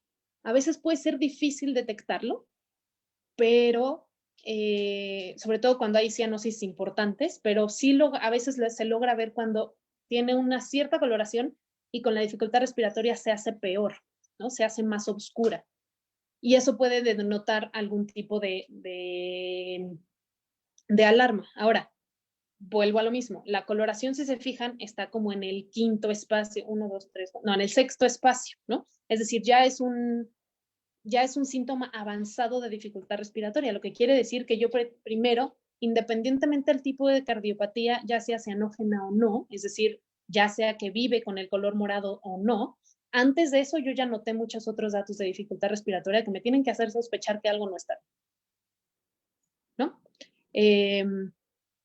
Y bueno, por ahí va un poco la dimensión. Y bueno, en la que sigue, estamos repitiendo, o sea, estoy dándoselos como para que quede un poquito más claro. Otra vez, yo empiezo a tener, si se fijan, 3 síntomas antes del incremento de la cianosis en los niños con cardiopatía cianógena. Es decir, si de por sí ya era moradito, si la coloración cianótica o la coloración morada incrementa, incrementa ya después de que yo vi 3 datos de falla cardíaca desde antes. Es decir, tengo que estar muy al pendiente de este tipo de cosas para saber en qué momento yo estoy teniendo dificultad para respirar o una afección cardíaca, ¿no? Perfecto, muchas gracias, Pau. Entonces te dejo con la última parte. Sí, esta la quiero traer a colación porque también hemos estado viendo muchas dudas de qué pasa cuando hospitalicen a mi hijo, porque finalmente, aunque en la población pediátrica en general la incidencia de complicaciones es baja, pues en síndrome de Down sabemos que puede haber casos graves hasta llegar a fallecer. Entonces, ¿qué pasa cuando alguno de mis niños necesita estar hospitalizado? Se ha visto mucho en redes sociales que muchos de estos niños o muchos de las amenazas, entre comillas, es que pues cuida a tus hijos porque cuando lleguen al hospital, en el hospital van a estar solos, no van a poder estar acompañados y entonces, pues, pobrecitos les ver muy mal, ¿no? Y eso genera como todavía mayor angustia. ¿Qué es lo que sucede? Aquí les puse algunos artículos de la Convención Mundial de los Derechos de los Niños, que fue publicada en 1989 por el UNICEF. Esa fue como la última enmienda que se le hizo. Se le han hecho algunos estudios y se han sacado ciertas estadísticas, pero nada más como para determinar un poco en dónde sí se puede o no se puede. Entonces, no los voy a leer, pero lo que intentamos ver es que sí puede haber, si las autoridades competentes lo determinan, como dice en el artículo 9, que los niños sean separados de sus padres para cuando esto viene por su bienestar general. Y en el artículo 25 habla del internamiento. Entonces, esto quiere decir que yo como autoridad competente, para darle atención, protección y tratamiento, lo puedo internar para cuidar su salud. Entonces, estos 2 artículos determinan que yo sí puedo dejar a mi niño aislado. Lo ideal, que no está determinado en los artículos, es que nunca queden solos por una cuestión más emocional y más de identidad y más de protección de su estado emocional, del cual va a hablar Clau en un ratito. Pero finalmente ahorita en una etapa de pandemia, donde el riesgo y la contagiosidad es sumamente alta, entonces el riesgo de que alguno de estos niños pueda contagiarse es mucho más alto. Es decir, yo tengo a mi niño hospitalizado. Si está hospitalizado en un espacio confinado y en un espacio aislado, probablemente no tenga ningún problema. Sin embargo, esta familia podrá regresar, o sea, este acompañante regresará a su casa y será un foco de contagio para el resto de las personas en la casa. Y por el otro lado, la gran mayoría de nuestros hospitales no tienen un cuarto aislado. La gran mayoría de nuestros niños en hospitales públicos y muchas veces, y quién sabe cómo se vaya a poner la saturación, que a lo mejor en algunos privados tenga que ser igual, no está un niño solo, sino comparte la recámara con otros 4, con otros 6 niños. Entonces, no es lo mismo tener 4 niños cada uno en su cama que tener 4 niños más 4 adultos que van y vienen porque van a comer y van al baño y regresan y tornan. Y entonces, todo la importancia de la distancia y de la sanidad y del no contagiar se vuelve algo sumamente complejo. Y ahí queda en la disposición o en la capacidad de la autoridad, de cualquier tipo de autoridad, tomar las decisiones pertinentes de su propio hospital según sus propias limitaciones o sus propias características para poder determinar si puede o no el niño quedarse solo. Es muy probable que tenga que quedarse solo. Ahora, viene la que sigue, por favor. ¿Qué pasa con nuestros niños? Aquí viene un poco lo de mantener las relaciones personales y el acceso a la información. ¿Por qué? Porque ¿qué pasa con nuestros niños que tienen una discapacidad intelectual y que por lo tanto estar solos genera un riesgo mayor? En esos casos tendrá que individualizarse y tendrá que detectarse cada uno para poder determinar, para que volvamos a lo mismo, cada hospital tome sus propias decisiones. Ahora, el hecho de estar hospitalizados no quiere decir que estén abandonados. Aquí, como lo dice el artículo 9 también hablando de la separación de los niños, tienen que tener contacto directo con sus papás de forma regular. Y eso quiere decir que todo el tiempo tenemos que estar seguros de que le puedo hablar por teléfono, una videollamada, algo que mantenga una tranquilidad en los niños.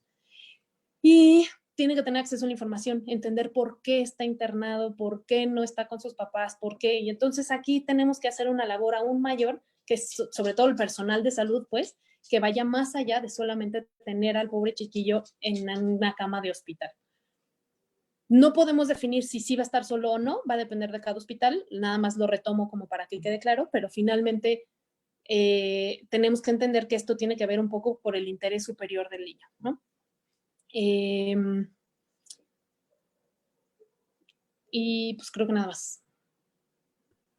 Perfecto, sí, muchas gracias, Pau. Creo que este era uno de los puntos que también generaba como un poquito de estrés en las familias, pensar que pudiese llegar ese momento en donde tenga yo que ir con mi niño al hospital y bueno, ¿qué es lo que va a pasar?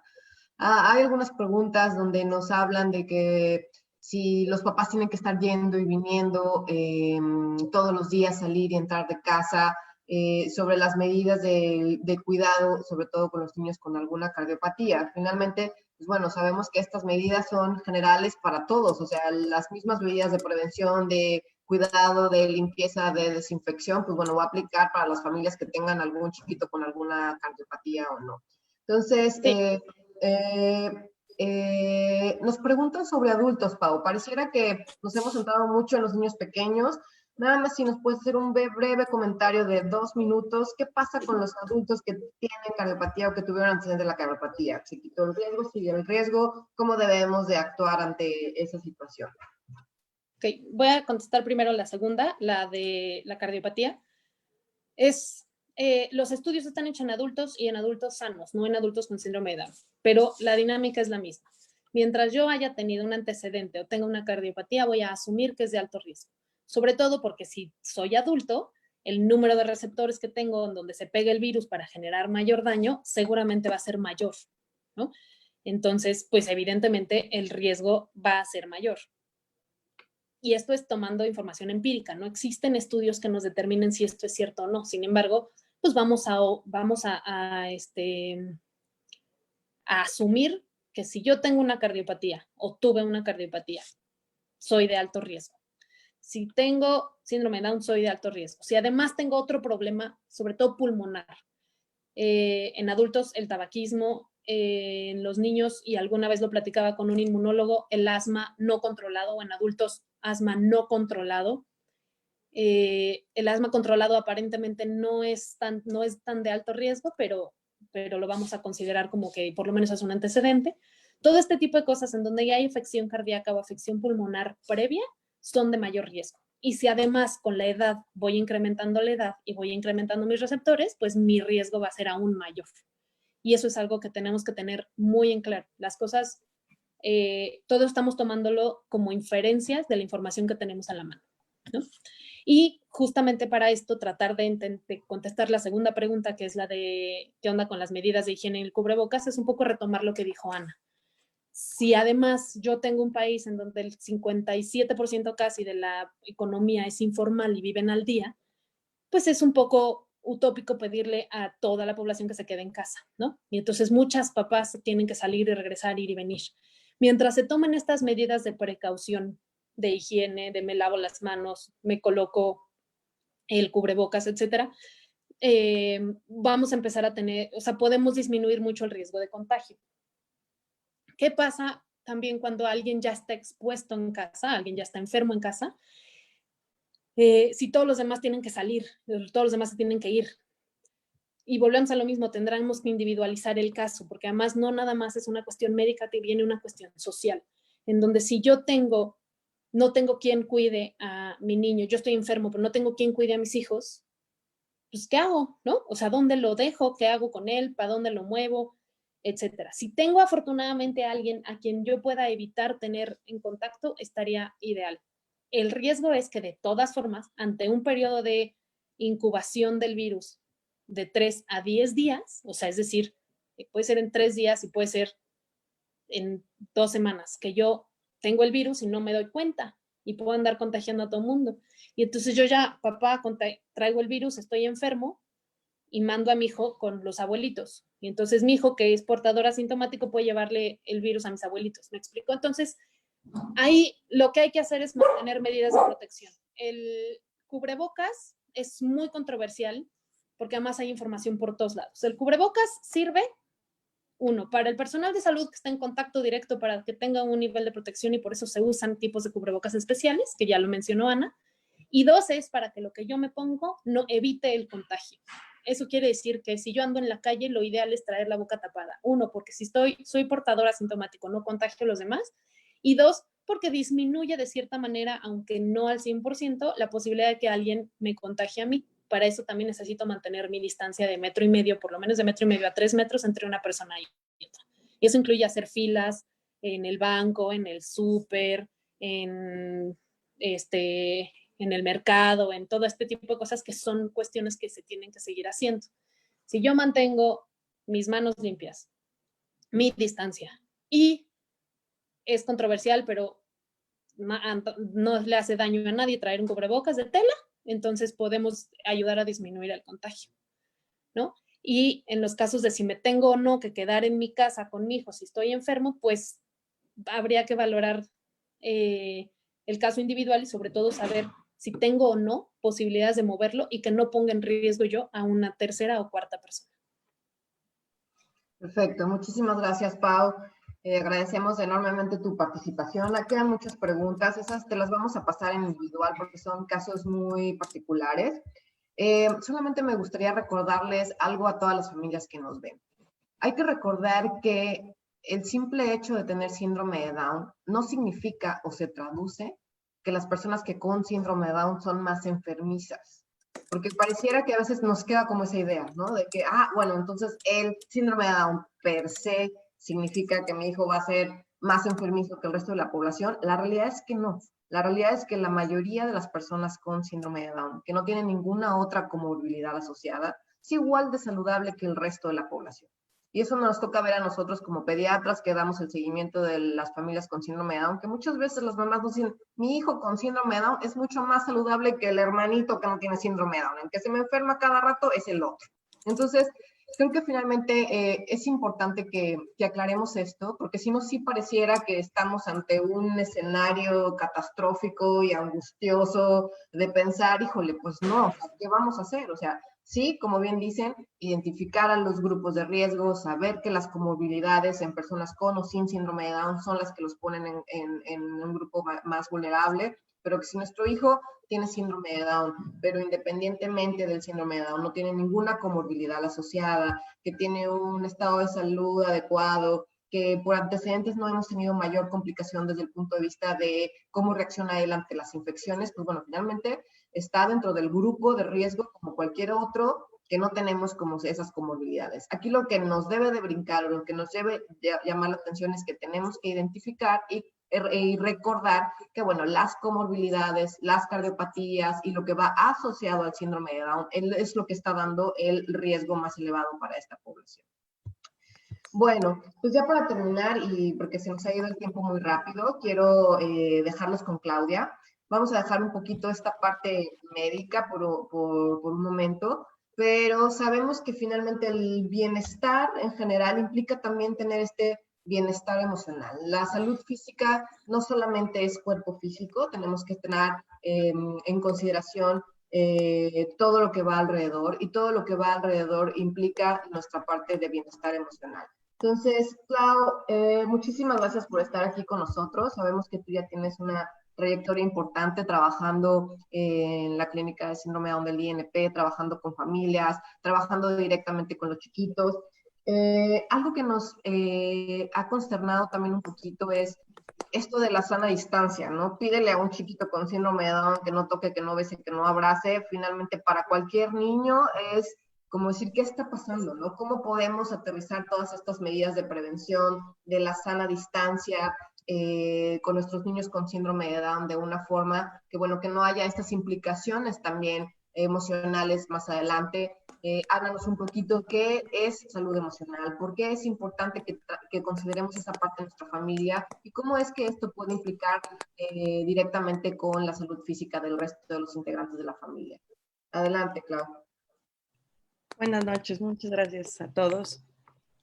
Pues miren, la importancia de la salud emocional es muy importante, sobre todo en estas etapas, porque pues es evidente que ante escuchar lo que está pasando, no nada más en México, sino en todo el mundo, pues evidentemente hay un impacto emocional, ¿no? Esto lo vivimos todos los días, no es una cuestión nueva, ¿no? Ante una situación es muy natural y esperado que hayan reacciones tanto que tengan que ver con situaciones tanto agradables o desagradables, ¿no? Entonces tenemos que tener esa conciencia que así actuamos toda la vida desde ese punto. Sin embargo, pues obviamente el hecho que nosotros estemos en un momento donde nos tenemos que aislar, donde tenemos que estar como familia en un mismo lugar durante mucho tiempo, pues evidentemente van a ser factores de cómo me estoy dirigiendo en este nuevo rol. Ajá. Entonces tenemos que tener muy, muy en conciencia cómo es mi familia, cómo está mi familia, cómo ha sido mi familia, cómo han sido los vínculos. Ajá. No nada más es de lo que estamos ahorita viviendo. Si nosotros tenemos una historia de familia donde ha sido difícil de pues entablar una relación o al contrario nos llevamos muy bien, pues a lo mejor este momento puede cambiar. Uh-huh. Puede cambiar tanto que si estaba una situación difícil, a lo mejor se puede mejorar o viceversa, ¿no? Entonces, pero tenemos que tener muy claro la siguiente, de favor. Muy claro, pues, cuáles son estos vínculos. Si tenemos una relación complicada, si la tenemos un poco más directa, porque evidentemente, pues, nos está cambiando todos los hábitos. Entonces, pues con todas estas características, tenemos también que tener mucha conciencia de yo mamá o yo cuidador primario, cómo estoy viviendo esta situación. No nada más con la información, sino cuál es el impacto. Si a lo mejor ya te empiezo a tener alguna alteración en mi estado emocional, que eso es algo muy, muy frecuente, en mi estado de sueño, de apetito, si ya estoy durmiendo poco, si estoy comiendo mucho, cómo ha sido estos nuevos hábitos. Ajá.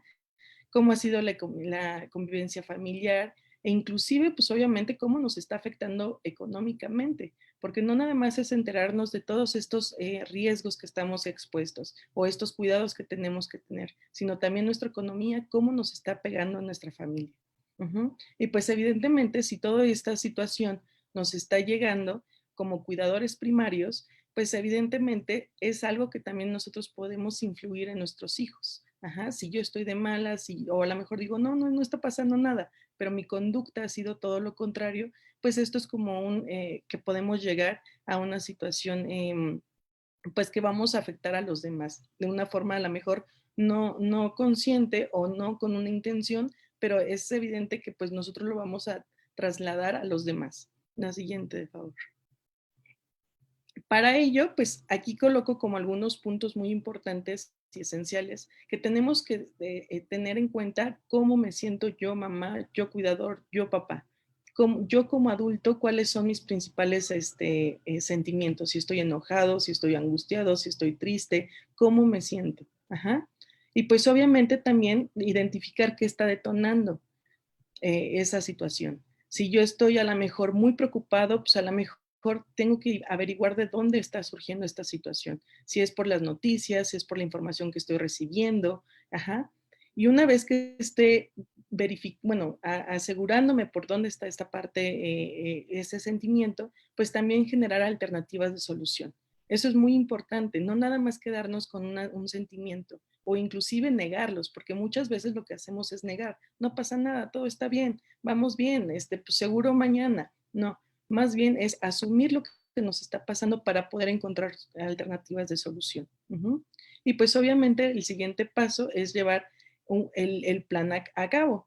O sea, si yo estoy dándome cuenta que las noticias me están estresando, que la información de Facebook o las noticias falsas son las que me están alterando, pues a lo mejor más bien tengo que reducir ese tipo de información y buscar otro tipo de áreas para yo estar y para qué me quiero informar, ¿no? Sobre todo. Yo creo que, por ejemplo, esta charla pues nos está ayudando o me gustaría que lo tomemos para yo saber qué puedo hacer, más no para espantarme, ¿no? No para tomar, dije, no, pues a lo mejor si ya tenía cierta información, ahora a lo mejor me crea más estrés. No, más bien creo que tenemos que considerarlo como una oportunidad de saber, estar enterados y de ahí partir.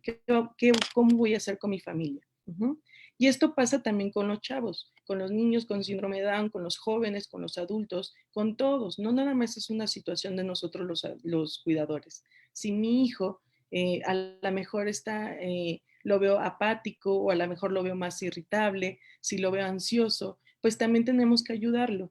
Por eso es importante, si yo sé afrontar mi emoción, lo más probable es que yo también puedo ayudar a mi hijo. Ajá. Entonces, si a mi hijo lo veo angustiado, o cansado, triste y demás, pues también tenemos que preguntar qué está pasando. Ajá. Algo que sucede mucho, sobre todo cuando son niños, y también nos pasa a nosotros como adultos. A veces nos sentimos incómodos, pero no encontramos qué nos está pasando, no sabemos qué estamos pasando. Entonces nosotros hay que ayudarles y decir, bueno, esto que te está pasando a lo mejor es tristeza, ¿no? ¿Por qué puedes estar triste? Pues, y empezar ahí un poco a indagar, ponerle nombre a la emoción, poder indagar cuál es lo que está detonando y de ahí poderlo ayudar a derivar cómo puede enfrentar esta emoción. Entonces, pues esto que les digo también, ¿por qué es tan importante?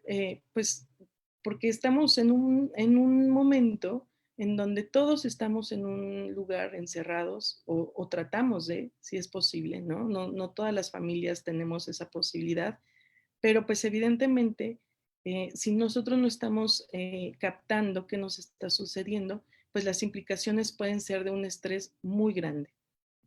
Entonces, pues lo más importante es, más que nos dé miedo o que nos queremos cegar a la información, creo que es muy importante que estemos con una información muy certera, como la que estamos ofreciendo hoy, pero también algo que a mí me ha encantado en la página de Gobierno de México es que abre el panorama no nada más para saber qué está sucediendo a nivel en México, pues, sino también están habiendo áreas donde podemos ayudarnos para que nosotros podamos, como cuidadores, saber hacer respiraciones o inclusive cómo podemos ayudarle a nuestros hijos a que ellos se entiendan. La siguiente, por favor.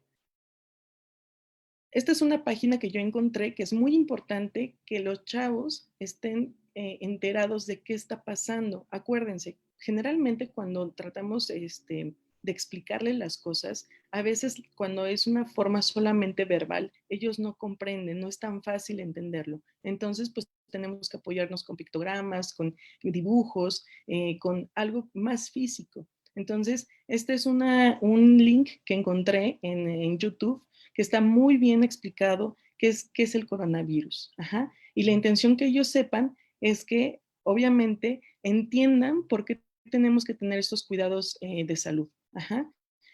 Eso es algo que también me han preguntado bastante. Pues, ¿qué pasaría? O sea, si a lo mejor ellos repercute esta situación de que no se abracen, no se besen o no estemos tan cercanos y demás. Y yo creo que es todo lo contrario. Tenemos que tomarlo como una oportunidad donde sabemos que ellos tienden a ser muy cariñosos, tienden a demostrar su cariño abrazándonos, etcétera, teniendo el contacto físico, pero también creo que es una oportunidad donde podemos enseñarles las normas sociales. A ver, sí, puedes estar muy emocionado, pero el que estés emocionado no siempre tienes que abrazar, ¿no? Entonces tenemos que guardar una distancia. Entonces, es la forma en cómo le vamos a transmitir esta información. Entonces, podemos aprovecharlo. Si queremos estornudar, pues tenemos que hacer el estornudo de etiqueta. Ahorita sí tiene que ver, obviamente, con toda esta situación de salud, pero finalmente, inclusive estos puntos nos pueden ayudar posteriormente para ciertas reglas y normas sociales, que son muy importantes que ellos lo aprendan. No nada más es de ahora. Ajá. Porque a veces decimos, ay, no, pues es que ellos comen con la boca, ¿no? Con la boca, perdón, con las manos, ¿no? No, pues más bien hay que enseñarles a cómo comer correctamente.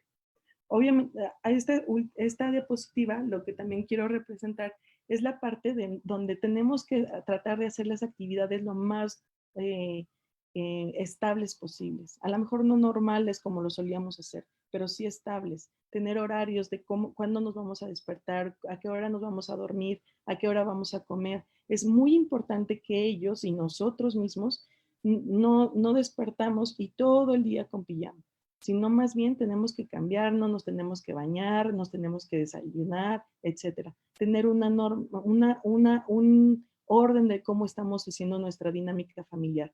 Y algo bien importante, por eso me gustó y puse esta diapositiva, porque no nada más se trata de que cómo lo va a pasar o cómo lo va a vivir mis hijos o los demás, sino también pensar en mi mamá. A ver, ahí como lo están viendo está la parte de la abuelita, a ver cuáles son las actividades de la abuelita, cuáles son las actividades de la propia mamá. Entonces es muy importante que nosotros estemos viendo que pues ese autocuidado es muy esencial, es muy importante, no lo podemos dejar a la deriva o no para un día después. Y algo que también, si nosotros tenemos horario, lo más probable es que pues nos pueda ayudar para que nuestros hijos inclusive se puedan dormir lo más temprano posible o una hora más regularizada para yo después poder hacer mis actividades. O no sé, o sea, es una situación que tenemos que pensar en todos, no nada más pensar en cómo voy a proteger a mi hijo. Y pues dejando esto, finalmente algo que tenemos que también decir es que el que se estén cuidando o que les estemos enseñando a los chicos que se deben de cuidar, pues también se tienen que cuidar a los otros, no nada más ellos mismos. Y esto es un mensaje que también les quiero decir, pues el mensaje que los niños no van a recordar como tal qué es la pandemia, sino más bien cómo están viviendo en ese momento. Entonces aprovechemos este momento para enseñarles a nuestros hijos a ser resilientes y no a tener pánico ante una situación que es compleja. Gracias.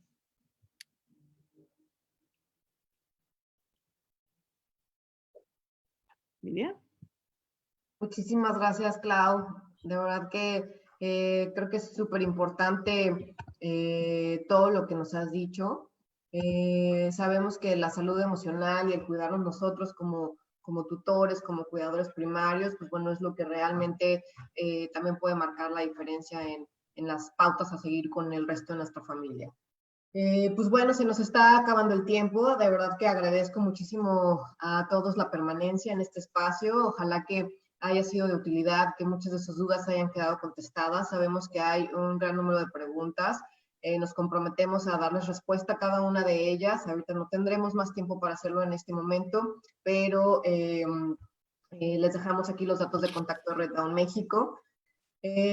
Sin duda sabemos que estos tiempos de contingencia nos obligan a reinventarnos, a transformar, a ser resilientes, y estoy segura de que no volveremos al punto en donde estábamos antes. Creo que eso también, híjole, ¿cuándo vamos a regresar y cuándo va a volver a ser esto normal? Pues bueno, la realidad es que no vamos a regresar al mismo punto en donde estábamos.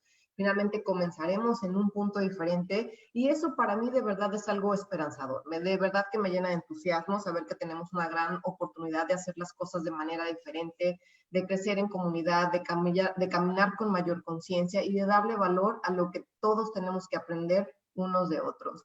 Entonces, no me despido yo sin antes agradecer a CONFE por abrir estos espacios para el intercambio y comunicación que sin duda nos está enriqueciendo a todos. Red Down México también como parte de las organizaciones de Red Confe, pues bueno, se comprometen a acompañar a las familias en esta parte del seguimiento médico. Estaremos haciéndoles llegar más adelante cuáles son nuestras estrategias para el manejo de los pacientes durante la contingencia. Estaremos resolviendo preguntas y respuestas, estaremos brindando asesoría y consultas también en línea. Entonces, por favor, manténganse conectados y a través de Confe también les haremos llegar toda esta información. Gaby, Karen, muchísimas gracias. Les dejo el micrófono.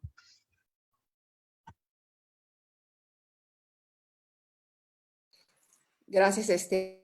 Antes, si quieres dejarte la palabra, Gaby, para poder cerrar la sesión. Muchísimas gracias por toda la información que nos dieron. Quiero recalcar dos cosas que son importantes, que hace también Red Down. Hizo un gran esfuerzo para llevar un registro de todos los niños recién nacidos con síndrome de Down para llevar un censo. Es importante, por favor, que pasen la voz y que si aún no se han registrado, por favor, lo puedan hacer, ¿sale? Para que ellos puedan tener este censo. Y que también una petición que nos hizo Confi a través de Gaby es que nos notifiquen cuando se enteren de algún caso de coronavirus en los niños con síndrome de Down, ¿no? Y también, por último, les pediría otro favor. Necesitamos saber las inquietudes que tienen, qué temas les interesan que podamos programar en estas sesiones de webinars. Entonces, mándenme por favor sus recomendaciones a contacto@familiasextraordinarias.com para poder tomar en cuenta sus recomendaciones. Gracias a todos. Gracias, Gaby. Gracias, Lidia, Paola, Ana Gabriela, y esto que no, estas son todas. Y Claudia, Paola, Lidia y Ana Gaby. Gracias.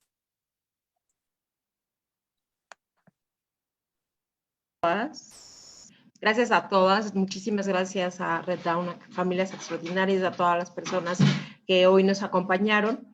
Comentarles dos cosas más, que tendremos la siguiente semana también nuevos temas con este formato de seminarios en línea. Ustedes saben, son gratuitos, son gracias a la labor que hacen las organizaciones que forman parte de la red, a personas aliadas que están dentro de este movimiento, y bueno, pues todos unidos para ir trabajando juntos en esta contingencia. Y en ese sentido, pues invitarlos a que sigan nuestras redes sociales de CONFE. En este momento incluso estamos teniendo un evento a través de Instagram, a través del Instagram de CONFE, estamos haciendo un evento para procurar fondos y con estos fondos apoyar a que todas las organizaciones que forman parte de nuestra red sigan funcionando, que no haya un esfuerzo que sea poco valorado, sino al contrario, que sea valorado a través del apoyo de donaciones, de comentarios, de buenas obras, para que nuestra red siga creciendo y siga funcionando siempre. Entonces les invitamos que una vez que cierren esta presencia con nosotros, pues nos sigan ahora en Instagram. Y pues nada, muchísimas gracias a todos. Estamos de nuevo en comunicación el siguiente martes por la noche a las 8 de la noche. Hasta pronto.